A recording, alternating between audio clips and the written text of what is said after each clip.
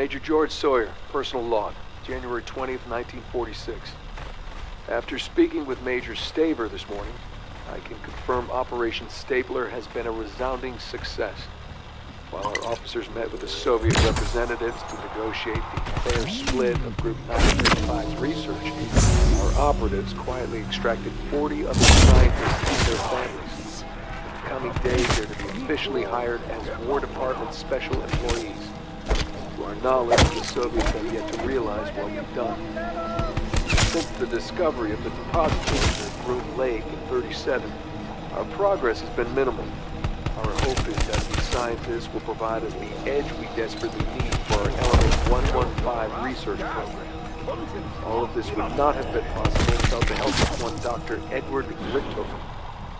When he reached out to us last August, he promised unfettered access to Group 935's research in exchange for providing safe harbor for its scientists. While we may not have secured all the research, we did get the scientists, the Brain Trust. If we do ever locate Dr. Richtofen, I would like to shake his hand and thank him personally for the great service he has provided to the United States of America. This is Dr. Schuster, personal log, June 27, 1947.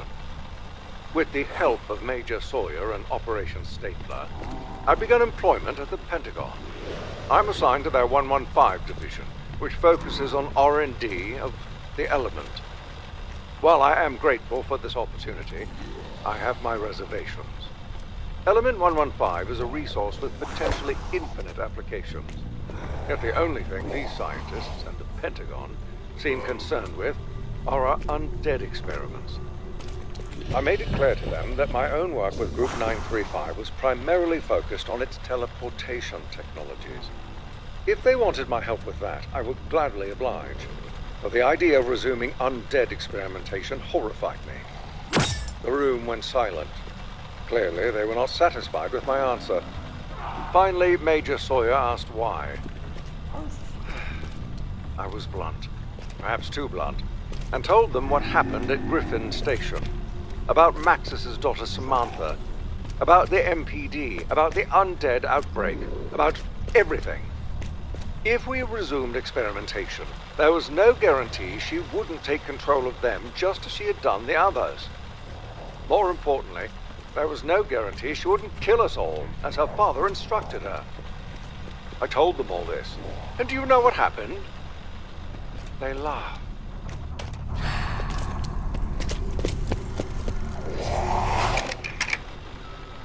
I'm just a little confused, Dr. Schuster. You've already successfully established a teleporter link between the Pentagon and Groom Lake.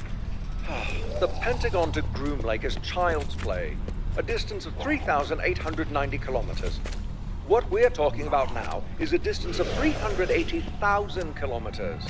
But it can't be done. Of course, Colonel Sawyer, but I had 2 years to perfect the link to Groom Lake. The timetable you've given me to establish a link to the moon is far more aggressive. Do I need to remind you what we're up against?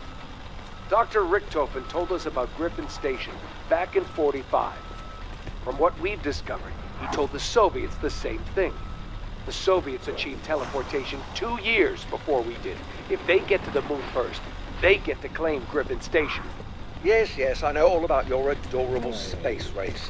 But need I remind you that if this teleporter becomes operational, even a single mathematical error could lead to catastrophic results.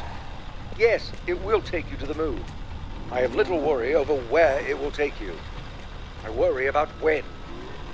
What? Time travel? Give me a break. Precisely. If the specifications are not exact, we could create temporal rifts with ripple effects that will undo the very fabric of space-time itself. Simply put, don't rush. Science moves at its own pace. Just get it done, Doctor. You have 2 weeks before we begin testing.